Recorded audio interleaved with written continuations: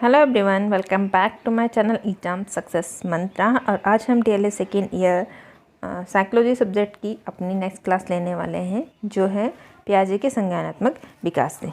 देखते हैं हमें क्वेश्चन किस तरह से पूछा गया है। क्वेश्चन जो पूछा गया है वो कुछ इस प्रकार से है। पियाजे के संज्ञानात्मक विकास की अवस्था के सिद्धांत की व्याख्या कीजिए। ध्यान से देखिए क्या पूछा है।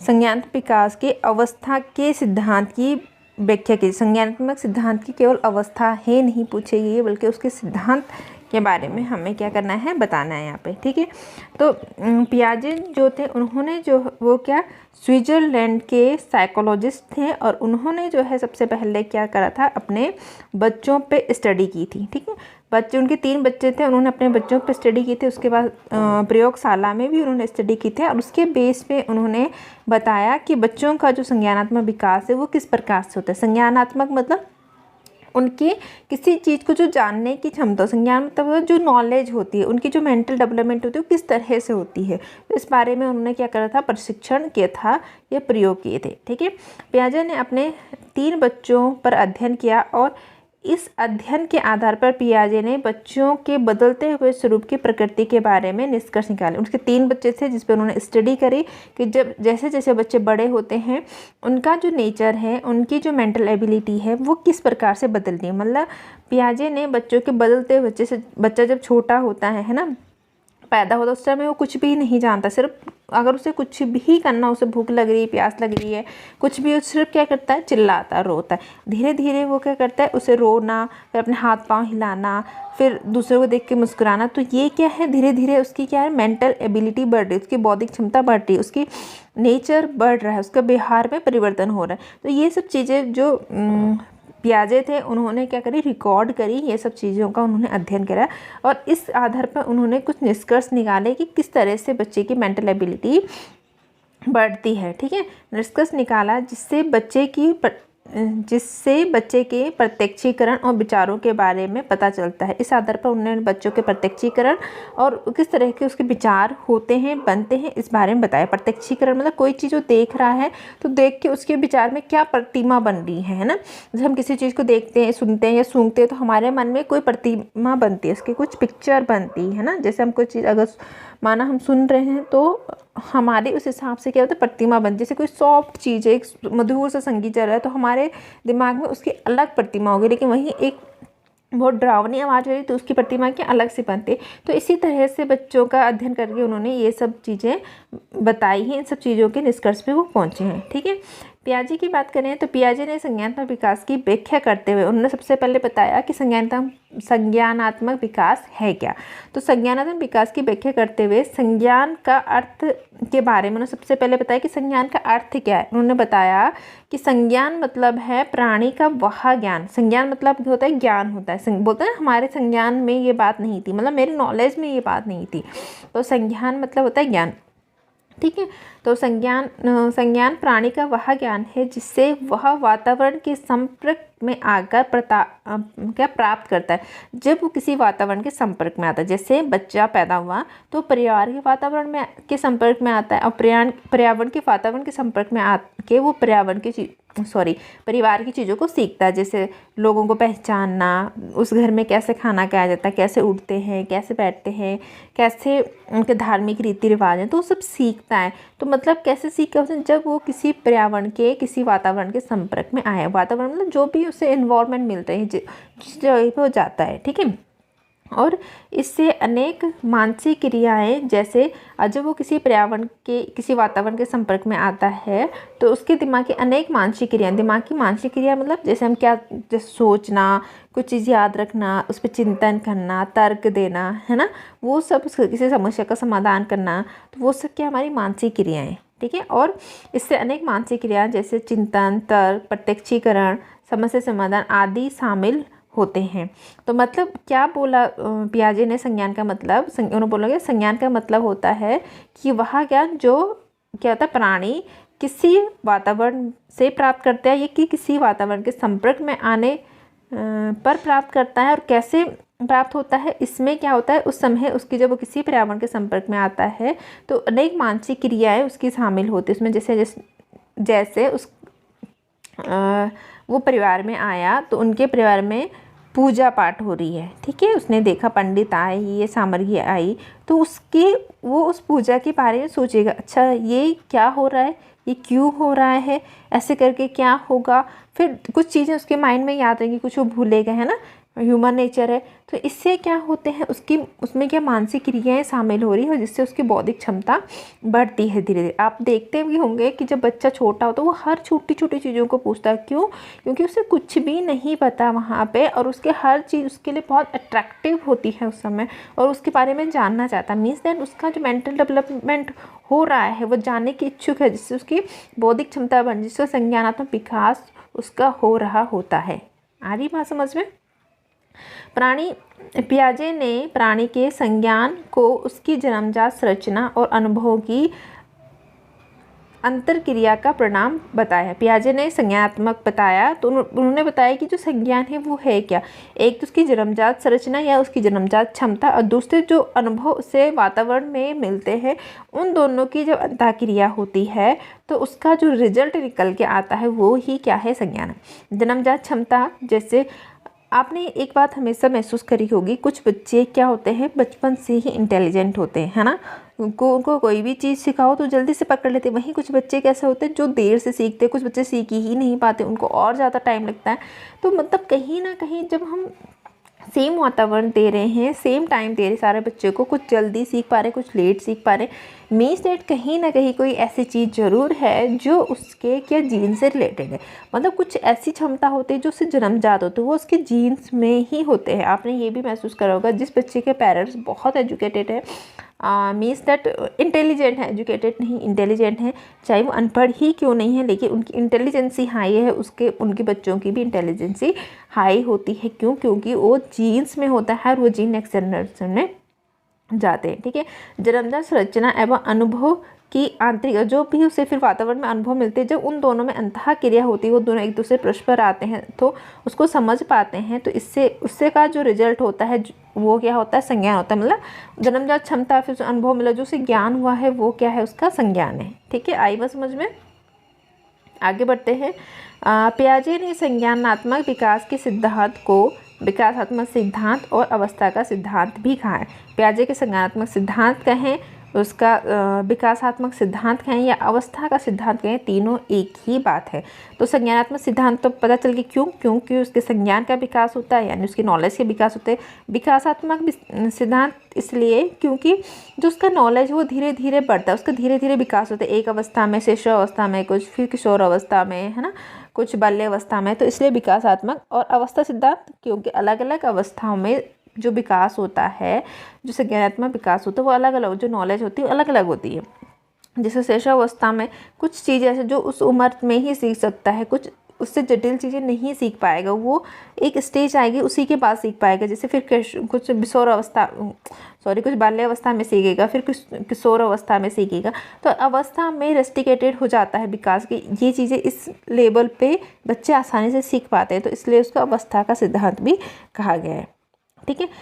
संज्ञानात्मक विकास के महत्वपूर्ण संप्रत्यय, कुछ कॉन्सेप्ट हैं संज्ञानात्मक विकास के जो कि पियाजे ने दिया है। अगर हम अपने डीएलएड की बुक देखें तो उसमें जो ये कॉन्सेप्ट दे रखे हैं, उसमें हेडिंग बना के ना देखे कैसे दे रखे हैं, डायरेक्टली पैराग्राफ के फॉर्म में दे रखे हैं, है ना।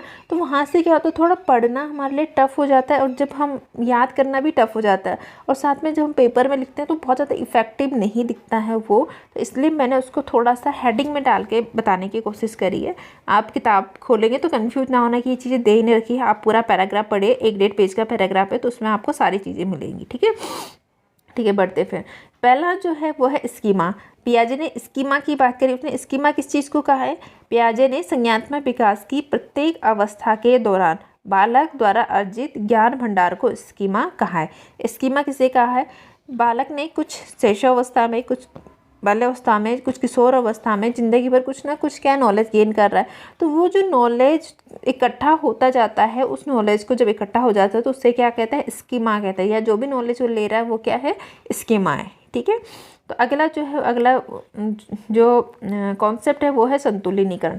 संतुलिनीकरण मतलब बैलेंस बनाना। बैलेंस किसके बीच में बनाना होगा, मीन्स जो भी उसकी अवस्थाएं गुजर रही है उस बीच में उसने जो भी नॉलेज लिया है उन नॉलेज के बीच में क्या एक संतुलन बनाना, उन नॉलेज के बीच में क्या बहुत गैप नहीं होना चाहिए, एक संतुलन बना रहे, तो उसी को क्या कहा उन्होंने, संतुलिनीकरण कहा। संतुलिनीकरण मानव विकास के लिए के विभिन्न पक्षों के बीच संतुलन एवं समन्वय, उनके बीच में कोऑर्डिनेशन बनाना। समन्वय मतलब कोऑर्डिनेशन बनाना यानी तालमेल स्थापित करना, कोऑर्डिनेशन स्थापित करने का कार्य करता है, ठीक है। संतुलिनीकरण एक स्वचालित अंतोमुखी अभिक्रिया, मतलब अपने आप चलने वाली अभिक्रिया है। मतलब जैसे कैसे समझ, जैसे बच्चे ने जब स्कूल में पहली बार आया तो उसने आ पढ़ा, ठीक है। उसके बाद हमने उसे अब वो नर्सरी से एलकेजी में चला गया माना, तो एलकेजी में हम जैसे आ से अनार पढ़ा, तो वो आ और अनार के बीच का जो गैप है उसको भरने का काम कौन करता है, संतुलिनीकरण करता है। मतलब उन दोनों को एक बैलेंस बना के, हाँ आ था, इस आ से ये वर्ड बना है अनार, इसलिए अ फॉर हम अनार पढ़ रहे हैं, ठीक है। तो इस तरह को इसको कहते हैं संतुलिनीकरण। और जो हम नेचुरल चीज़ें वहाँ हमें इस तरह की बैलेंस उसको बतानी नहीं पड़ती, अपने आप होती चली जाती है। स्वचालित अभिक्रिया, स्वचालित में अपने आप होती रहती है, ज़बरदस्ती उसको बतानी नहीं पड़ती, ठीक है। अगला जो है, अगला वर्ड है अनुकूलन। अनुकूलन का मतलब होता है किसी वातावरण के साथ क्या करना, तालमेल बिठाना या उस वातावरण के साथ ढल जाना। जैसे बोलते ना, यहाँ का वातावरण मेरे लिए अनुकूल नहीं है, यहाँ मैं सर्वाइव नहीं कर सकता क्योंकि मेरे लिए ये चीज़ें अनुकूल नहीं, मेरे फेवर में नहीं है, तो वो ही चीज़ है अनुकूलन, ठीक है। मतलब वातावरण के साथ अपने आप को ढालना अनुकूलन कहलाते। ऐसा आप ऐसा समझ सकते हैं, जैसे बच्चा पहले घर में था, घर में वो कहीं भी घूम फिर रहा है, जब उसका मन और खा रहा है, जब दौड़ रहा है, सो रहा है, ठीक है।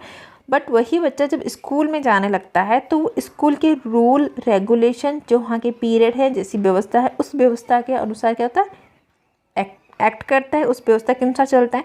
मतलब क्या हुआ, बच्चे ने उस स्कूल के जो व्यवस्था थी उसमें क्या कर लिया है, एडजस्ट कर लिया, उस व्यवस्था को अनुकूलन कर लिया, तो इसको कहते हैं अनुकूलन। मतलब जिस भी वातावरण में जाएं उसके अकॉर्डिंग ढल जाना। जैसे कोई शहर में रहता है, अगर वो गांव में जाए तो गांव के अकॉर्डिंग व्यवहार करना, वहाँ के रीति रिवाज के अनुसार चलना, कपड़े पहनना, जो भी वो अपने क्या धर्म त्यौहार मनाते हैं उस हिसाब से उनके साथ घुल मिल जाना, है ना। तो ये क्या हो गया, ये अनुकूलन हो गया। अनुकूलन के दौरान क्या होती है, दो क्रियाएं आती हैं, दो क्रियाएं होती हैं, जिसमें एक आता है आत्मसातकरण या आत्मीकरण, इसको कहते हैं। दूसरा आता है संधानीकरण या समायोजन। आत्मसातकरण, किसी चीज़ को आत्मसात कर लेना, बोलते ना, जब पढ़ते हैं तो एक चीज़ अक्सर बोलते तो इसे क्या कर लो, आत्मसात कर लो। ऐसा नहीं कि ऊपर ऊपर पढ़ रहे हो। मतलब क्या हो, आत्मसात का मतलब ये है कि जो भी नॉलेज तुम ले रहे हो उसको अपने पुराने नॉलेज के साथ जोड़ लो, जिससे कि वो हमेशा क्या रहे, तुम्हें याद रहे, ठीक है। नए ज्ञान को पूर्व ज्ञान के साथ जोड़ना, उसको कहते हैं आत्मीकरण। जैसे बच्चे ने अ पढ़ा था, उसके बाद हमने अनार पढ़ा, तो अनार को अ से जोड़, हाँ किसका, अ से शुरू हो, इसलिए इसको अनार कहा है ना। जैसे हम पढ़ते हैं सजीव पढ़ते हैं, निजी पढ़ते हैं बड़ी कक्षाओं में, तो जो जो चीज़ें हम जोड़ रहे हैं, जो हमने पहले पढ़ी हो कि सजीव चलते फिरते हैं, तो हमने नई डेफिनेशन पढ़े कि सजीव में क्या होती है, कोशिकाएं होते हैं। तो हम चलते फिरते के साथ उस कोशिका को क्या कर देंगे, जोड़ देंगे, तो हमें चीज़ें ज़्यादा याद भी रहेंगी, और उसी प्रोसेस को क्या कहते हैं, हम आत्मीकरण कहते हैं। दूसरा आता है संधानीकरण या समायोजन। समायोजन करना मतलब जो समायोजन, समा देना, अपनी पुरानी योजनाओं के साथ जो पुरानी चीज़ें थी उसी के साथ क्या करना, जोड़ देना। एक सेकेंड, उसी के साथ जोड़ देना। मतलब ये है कि इसमें क्या होता है, इसमें जो पुराना ज्ञान होता है, अगर उसमें कोई चीज़ गलत है तो उसमें नए ज्ञान के साथ उसे परिवर्तन करना और नए ज्ञान को उसके साथ जोड़ लेना। उसमें क्या था, जो पुराना ज्ञान था उसमें नए ज्ञान को जोड़ देना। इसमें क्या है, पुराने ज्ञान में परिवर्तन करके वातावरण के साथ तालमेल बिठाना। माना हमें कोई चीज़ गलत पता थी, ठीक है, गलत पता थी, तो हमने क्या करा है, उसमें हमें फिर सही चीज़ पता चली तो हमने उसको क्या करा, सही करते हैं पुराने नॉलेज को और फिर उसके साथ तालमेल बिठाना, वातावरण के साथ तालमेल बिठाना। जैसे ऐसे समझ सकते हैं, जैसे हमने पढ़ा था सजीव चलते हैं, है ना।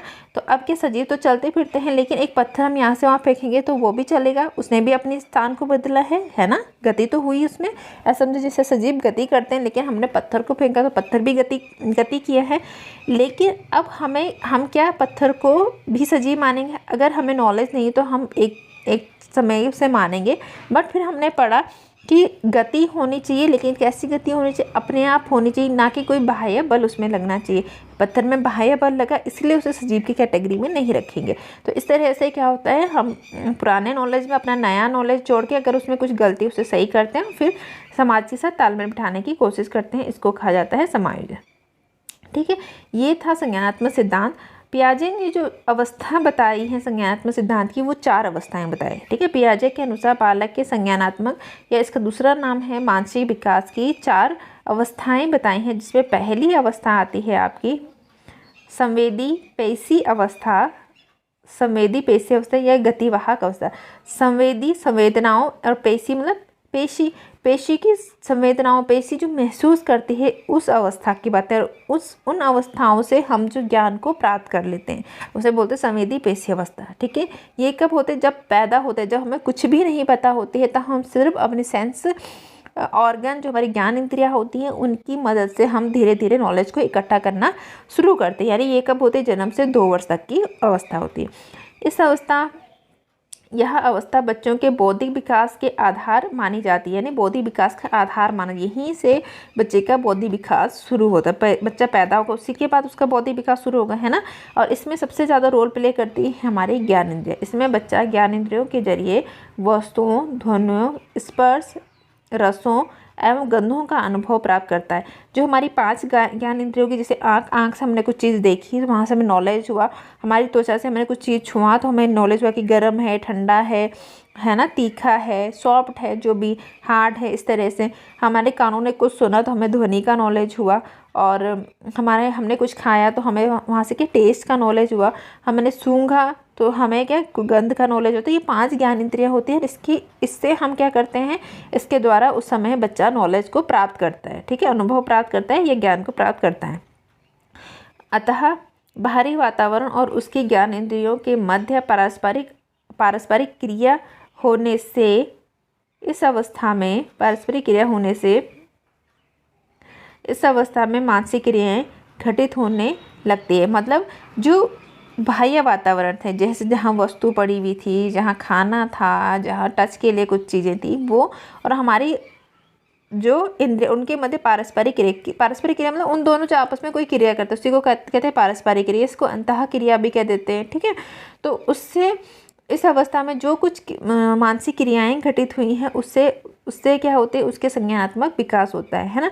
जैसे मानो उससे टच करा कहीं पे, तो वो जब वो टच करेगा तो उसके दिमाग में कुछ चलेगा, अरे ये हार्ड है, ये सॉफ्ट है, ये ऐसा क्या है, कुछ ना कुछ चलता है दिमाग में, है ना।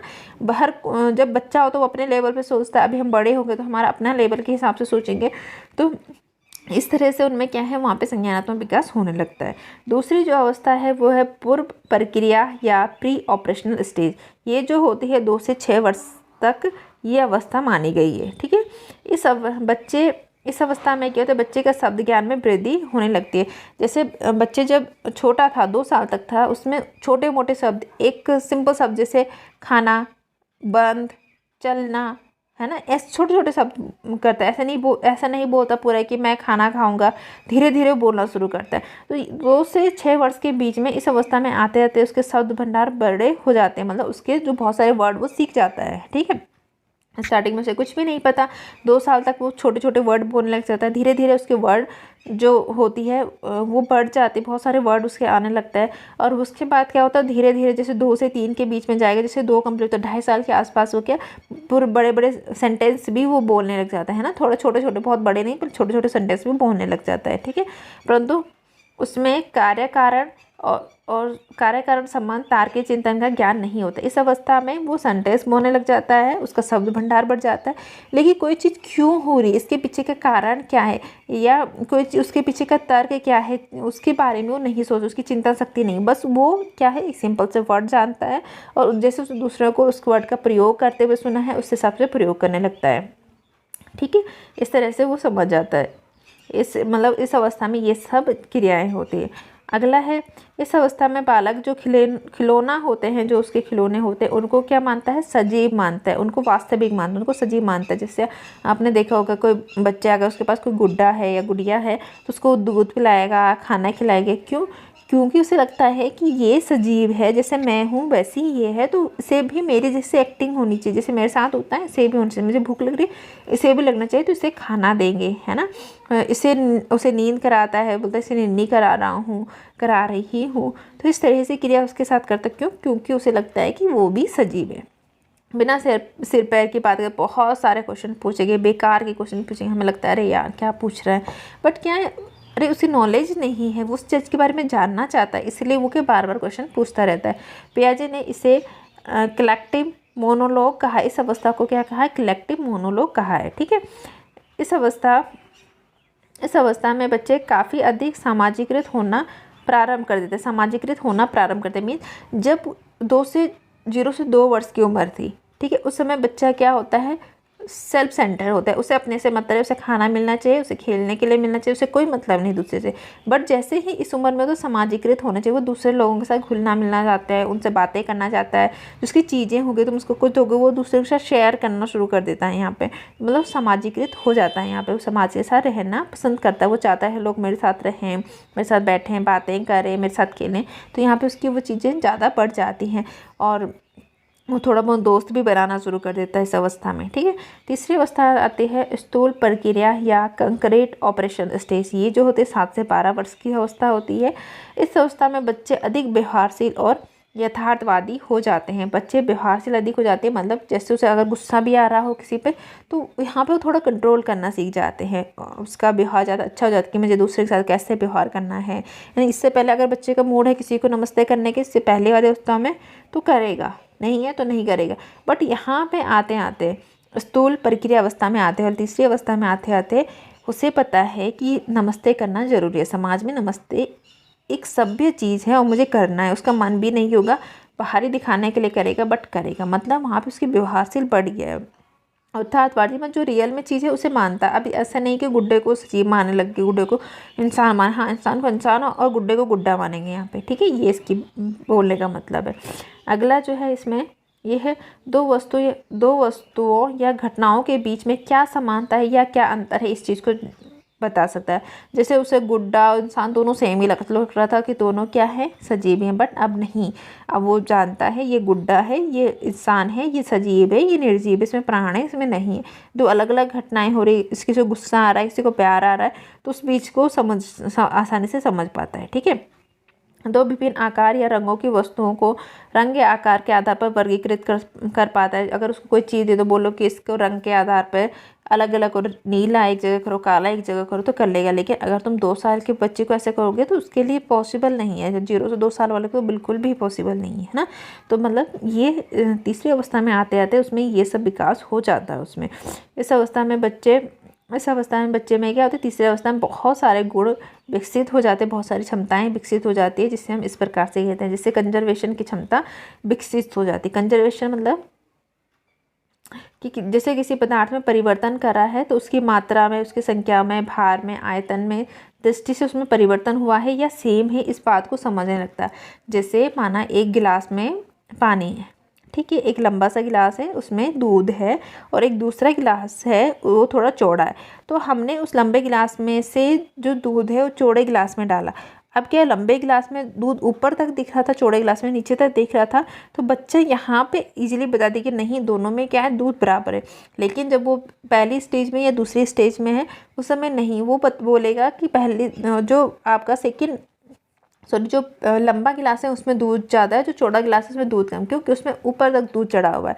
तो मतलब यहाँ पे उसमें कंजर्वेशन की क्षमता आ जाती है, इससे पहले वाले स्टेज में ऐसा नहीं थी। ठीक है, अगला जो होता है संख्या बोध, मतलब संख्याओं को समझने लगता है, किसी चीज़ को गिन सकता है। ठीक है, तो यहाँ पे अब 7 से 12 वैसे भी स्कूल जाने लग गया, 1 2 3 तो सीख ही जाते हैं, तो वो चीज़ों को गिनना भी शुरू करता है। इस तरह से वो अपनी चीज़ों को अरेंज भी करने लगता है, वस्तुओं, कपड़े, पुस्तक आदि को गिन सकते हैं। दूसरा है कर्मानुसार व्यवस्था। यहाँ पे वो किसी चीज़ को, जैसे स्कूल में भी हम जब बच्चा जान लगता है तो बोलते हैं ना छोटी संख्या से बड़ी संख्या की ओर, बड़ी संख्या से छोटी संख्या की आरोही अवरोही क्रम, तो यहाँ पे उसमें ये क्षमता आ जाती है, क्रम व्यवस्था करने लगता है, मतलब बड़े छोटे बढ़ते क्रम में या घटते हुए क्रम में किसी चीज़ को लगा सकता है। ठीक है, उसमें क्लासिफिकेशन की क्षमता आ सकती है, सेम चीज़ों की एक ही ग्रुप में रखना, इस तरह से कार्य कर लेता है। यहाँ पे बालक विभिन्न प्रकार की वस्तुओं को वर्गीकृत कर सकते हैं, इस तरह की क्षमता उस पे यहाँ पे आ जाती है। ठीक है, और इसके बाद उसमें एक और क्षमता आ जाती है पारस्परिक संबंध की क्षमता, मतलब जो दो वस्तुएं हैं या दो उद्दीपन हैं उनके बीच में क्या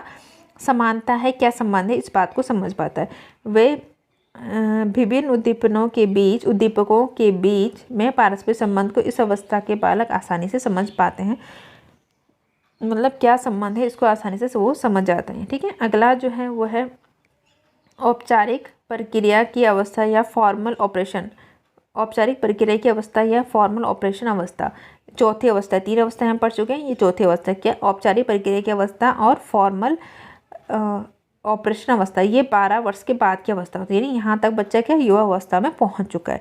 इस अवस्था में उसकी मानसिक क्षमता पूरी तरह से विकसित हो चुकी होती है। बच्चे अब क्या अच्छे से सोच विचार सकते हैं, समस्या समाधान कर सकते हैं, वो सब कार्य कर सकते हैं जो इस टाइम पे आप कर पा रहे हो। ठीक है, इस अवस्था में बालक में तार्किक चिंतन की क्षमता का विकास हो जाता है, समस्या समाधान बच्चे कर पाते हैं, वास्तविक और अवास्तविक में अंतर समझ, क्या रियल है क्या आर्टिफिशियल है, सब बातें समझ पाते हैं। ठीक है, परिकल्पना कर पाते हैं, किसी भी चीज़ को लेकर परिकल्पना को विकसित करने की क्षमता आ जाती है। अमूर्त चिंतन कर पाते हैं, परिकल्पना मतलब हाइपोथेसिस बनाना, जैसे हम कोई चीज़ करते हैं हम बोलते हैं ना अरे ये ऐसे ऐसे ऐसे हो रही है, तो वो होगी परिकल्पना। अमूर्त चिंतन मतलब जो चीज़ें नहीं दिख रही हैं उसके बारे में भी सोच सकते हैं, जैसे हमें गॉड नहीं दिखते लेकिन हम गॉड के बारे में सुन पाते हैं, तो ये सब चीज़ें यहाँ पे वो कर पाते हैं। तो इसी के साथ क्या हमारे ये वाला लेक्चर भी कंप्लीट होता है, और फिर मिलते हैं अपने नेक्स्ट लेक्चर में। और तब तक के लिए अगर हमारे लेक्चर आपको पसंद आ रहे हैं तो चैनल को लाइक करें, शेयर करें, सब्सक्राइब करें, और अपने कमेंट्स भी दें कि आपको कैसे लग रहे हैं, आप क्या इम्प्रूवमेंट चाहते हैं। ठीक है, तो इसी के साथ फिर मिलते हैं अपने नेक्स्ट लेक्चर में।